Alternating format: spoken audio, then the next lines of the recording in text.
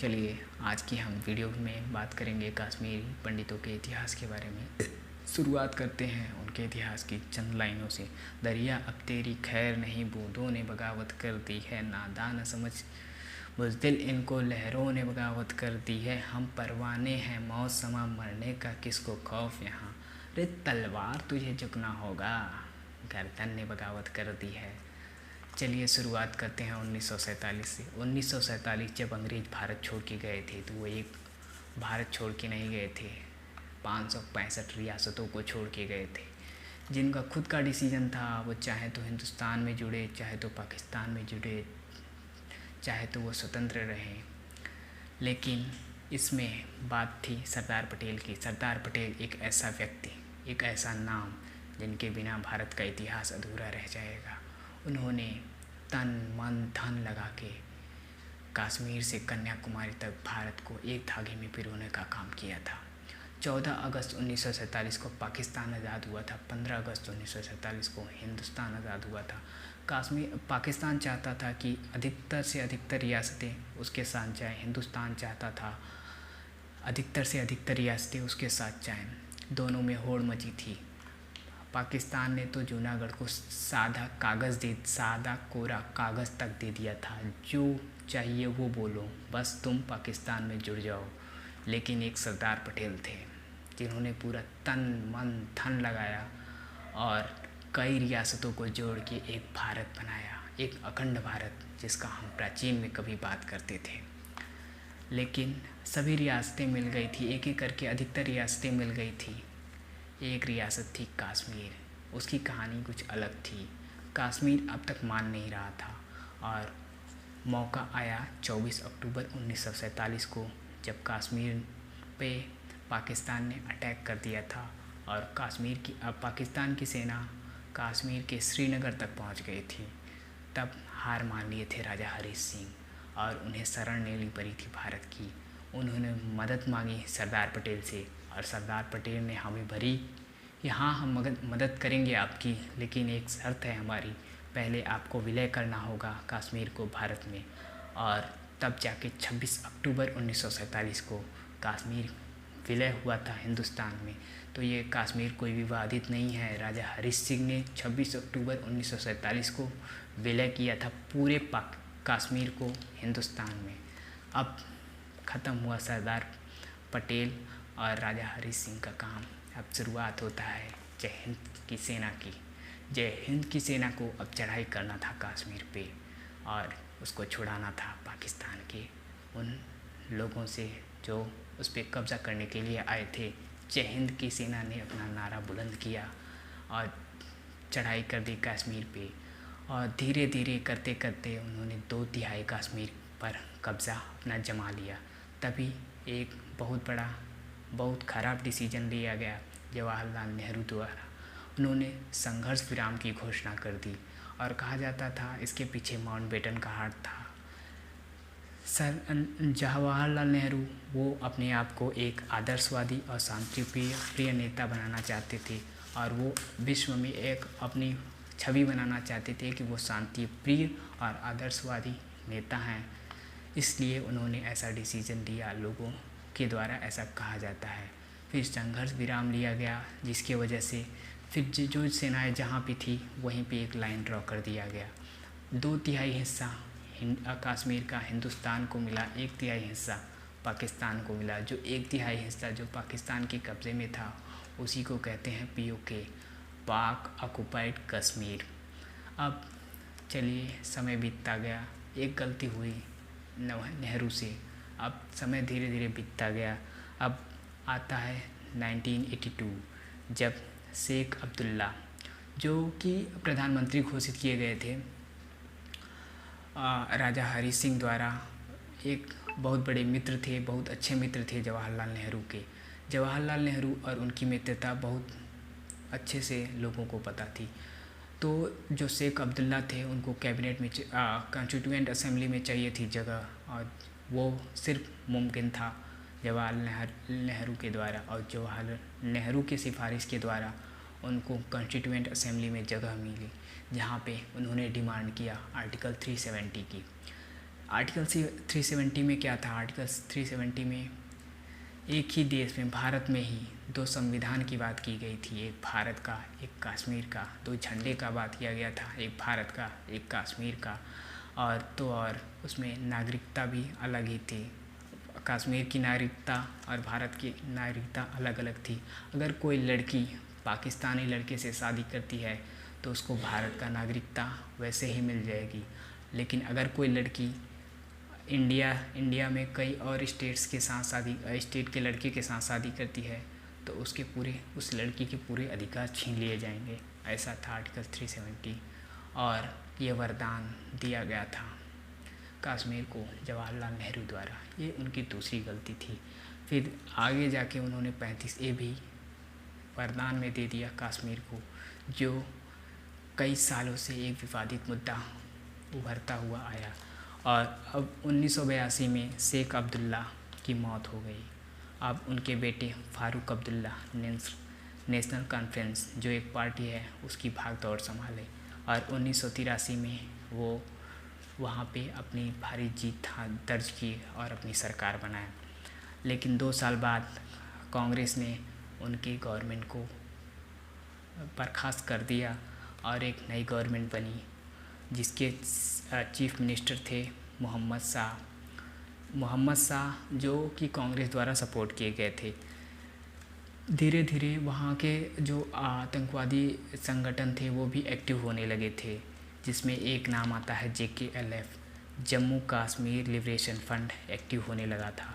1984 में मकबूल भट्ट को फांसी दी गई थी, जिस पे ये मुकदमा चला था कि उन्होंने 20 से ज़्यादा कश्मीरी पंडितों को मारा था। फिर 1986 आता है। 1986 में बाबरी मस्जिद के दरवाजे खोल दिए गए थे राजीव गांधी द्वारा, ताकि वहाँ जाके हिंदू अपने पूजा अर्चना कर सके अपने श्री राम का। ऐसा उन्होंने इसलिए कहा था कि जब शाहबानो केस चला था, शाहबानो केस था, तो उन पे ये एलिगेशंस लगता था कि उन्होंने उसमें मुस्लिमों का साथ दिया था। तो हिंदुओं को सपोर्ट के लिए उन्होंने ऐसा काम किया था। उन्होंने बाबरी मस्जिद के जो दरवाजे खोले थे हिंदुओं के लिए, इसका असर हमको कश्मीर में दिखाई दिया। अनंतनाग में, जो वहाँ का एक डिस्ट्रिक्ट है, वहाँ पे हिंदू टेम्पल्स, हिंदू शॉप्स और हिंदू पंडितों को अटैक किया गया। धीरे धीरे इस कहानी स्टार्ट होती है। अब बात आती है 1987 में इलेक्शन हुआ, जिसमें कि अब्दुल्ला की सरकार बनी। लेकिन ऐसा कहा जाता था गवर्नमेंट ने गलत तरीके से वहाँ पे सेंट्रल गवर्नमेंट ने गलत मीन्स और गलत तरीके से वहाँ पे सरकार बनाई, जिसके बाद JKLF और एक्टिव हो गया और ज़्यादा एक्टिव हो गया और आतंकवादी गतिविधियाँ धीरे धीरे बढ़ने लगी। शुरुआत हुआ नरसंहार का। सबसे पहले किडनैप हुई मुफ्ती सैयद की डॉटर। उसके बाद टीकालाल टपलू को मार दिया गया, जो BJP लीडर थे, सितंबर 13, 1989। नीलकांत गंजू, जो एक रिटायर्ड जज थे, जिन्होंने मकबूल भट्ट को फांसी की सज़ा सुनाई थी, उनको नवंबर 4, 1989 को मार दिया जाता है। प्रेमनाथ भट्ट, जो जर्नलिस्ट थे, लॉयर थे, उनको दिसंबर 27, 1989 को मार दिया जाता है JKLF द्वारा। फिर अब बात करते हैं एक दिन की, जो भारत के इतिहास में सबसे काले दिनों में गिना जाएगा। वो दिन था 19 जनवरी 1990, जिस दिन गवर्नमेंट डिसमिस हो गई थी। अब्दुल्ला की गवर्नमेंट डिसमिस कर दिया गया था और वहाँ पे गवर्नर रूल लगा दिया गया था। और वहाँ उस समय के गवर्नर थे जगमोहन। अब बात करते हैं 19 जनवरी के बाद 20 जनवरी की। 20 जनवरी से लोग वहाँ से पलायन करना, अपने घर बार, अपने प्रॉपर्टी सबको छोड़ के धीरे धीरे कश्मीरी पंडित वहाँ से जाने लगे थे। 20 जनवरी को पहली बार कश्मीर में कई लोगों का, हजारों लोगों का वहाँ से विस्थापन होने लगा। वो दूसरे जगह जाने लगे। अधिकतर वो गए जम्मू और कई और जगह, वो कश्मीर की वैली को छोड़ के जाने लगे। फिर उसके बाद उन्होंने मार्च अप्रैल में हजारों की संख्या में कश्मीर की वैली को छोड़ दिया। ऐसा डाटा और फैक्ट्स के द्वारा माना जाता है कि लगभग 70,000 फैमिलीज़ ने कश्मीर को छोड़ दिया और लगभग 400 लोग मारे गए। लेकिन कुछ लोग अब भी, कुछ कश्मीरी पंडित आज भी वहाँ पे रहते हैं, जिसमें ऐसा डाटा फैक्ट्स के द्वारा पता चलता है कि 800 लगभग फैमिलीज़ उनकी प्रताड़ना और सब कुछ सहते हुए भी आज तक वहाँ पे हैं। लेकिन जो छोड़ के चले गए वो दोबारा जाना नहीं चाहते, क्योंकि उन्हें उतना सुरक्षा नहीं मिल पाया गया, फिर वो अभी वो माहौल नहीं हुआ है कि वो वहाँ पे जा सके। लेकिन ऐसी बात नहीं है कि वो सिर्फ कश्मीरी पंडितों को ही दबाया कुचला गया था। कुछ बातें ऐसी थी जो मुस्लिमों को भी बहुत परेशान करती थी, हैरान करती थी। इसमें जो लोकल न्यूज़पेपर था, जिसमें हिज़्बुल मुजाहिदीन ने कड़े अक्षरों में लिखवा दिया था कि पंडित शुड लीव द वैली, पंडित को वैली छोड़ के जाना चाहिए था। और जो वहाँ की मस्जिद थे, वहाँ के लोग थे, वहाँ पे माइक पे अनाउंस होता था कि कश्मीरी पंडित इस वैली को छोड़ दें, तब जाके उन्होंने इस वैली को छोड़ा था। इतना आसान नहीं था घर बार सब कुछ छोड़ के अपना दूसरे जगह जाना, अपने ही देश में एक रिफ्यूजी का जीवन जीना। लेकिन ऐसा कहा जाता है कुछ मुस्लिम चाहते थे कि हिंदू वो छोड़ के ना जाएं। एक सीनियर कमिश्नर थे जिनका नाम है वजाहत हबीबुल्ला, वो सीनियर ऑफिसर थे, कमिश्नर थे, और उन्होंने कहा था कि कई मुस्लिम्स लोग उनके पास आए थे और ये कहे थे कि ठीक है, आप वहाँ से कश्मीरी पंडितों को न जाने दीजिए, आप उनको रोकिए, अगर वो चले गए तो आर्मी को फ्री हैंड मिल जाएगा हम पे गोलियां बरसाने की, और हम पे और भी अत्याचार बढ़ेंगे धीरे धीरे। लेकिन वो कहे मतलब कि उन्होंने जो सीनियर कमिश्नर थे वो जानते, वो उनसे कहें कि हम नहीं रोक पाएंगे, अगर कोई रोक सकता है तो वहाँ के कश्मीरी लोग उनको कॉन्फिडेंस दें कि ऐसा कुछ नहीं होगा, वो लोग वहाँ पे सुरक्षित रहेंगे, तभी वो रुक पाएंगे वहाँ, नहीं तो अन्यथा वो रुकने वाले नहीं थे। गवर्नमेंट ने कुछ स्टेप्स लिए थे, ऐसा नहीं गवर्नमेंट पूरी सो रही थी, कुछ स्टेप्स लिए थे। रिफ्यूजी कैंप उन्होंने कश्मीर में बनवाए थे जहाँ पे उनको प्रोटेक्शन दिया जाता था, और जिनको खतरा लगता था वो रिफ्यूजी कैंप में रह सकते थे। ट्रांसपोर्टेशन और कश्मीर टू जम्मू मतलब सुविधा दी गई थी, ताकि जो भी कश्मीर से जाना चाहते हैं उनको ट्रांसपोर्टेशन सिस्टम मिल रहा था। और कश्मीरी पंडित जो सर्विस में थे, अगर वो चाहते थे कि अगर वो वैली को छोड़ना तो वो वैली छोड़ सकते थे, उनको पूरी आज़ादी थी और उनकी पूरी सैलरी मिलती। हम बात करते हैं उनके रिटर्न की। अभी तक तो ये संभव नहीं हो पाया कि वो दोबारा अपनी गलियों में, अपने कश्मीर में जो एक समय में कहा जाता था जन्नत है दुनिया में, वो रिटर्न अभी भी कुछ कश्मीरी पंडित रहते हैं, जैसे जगती जो जम्मू में है, जहाँ पे 4,000 से 5,000 पंडित रहते हैं। और कुछ लोग तो कई और जगह जाके बस गए, जैसे और कश्मीरी पंडित हैं अहमदाबाद, चेन्नई, मुंबई, दिल्ली जाके बस गए, और कई कश्मीरी पंडित जो इंडिया से बाहर भी चले गए। लेकिन गवर्नमेंट्स आई और गवर्नमेंट्स चली गई, सब ने सांत्वना दी कि हम कश्मीरी पंडितों को उनका न्याय दिलाएंगे और उनको फिर से विस्थापित करेंगे उनके सही जगह पे। लेकिन आज तक ये संभव नहीं हो पाया।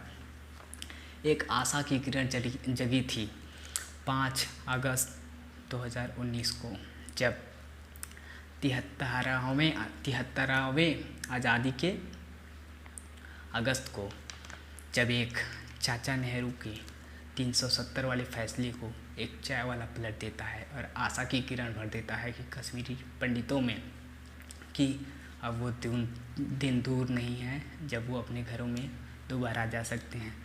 लेकिन अभी वक्त है, अभी गवर्नमेंट्स का डिसीजन इतना आसान नहीं है सब कुछ। हम आशा करते हैं कश्मीरी पंडित दोबारा उस जन्नत में जाएं जो एक समय जन्नत के नाम से जाना जाता था, और अपने घरों में खुशहाली से रहें। धन्यवाद। अगर आपको हमारा वीडियो अच्छा लगा होगा तो प्लीज़ आप इसको लाइक, शेयर, सब्सक्राइब करें। धन्यवाद।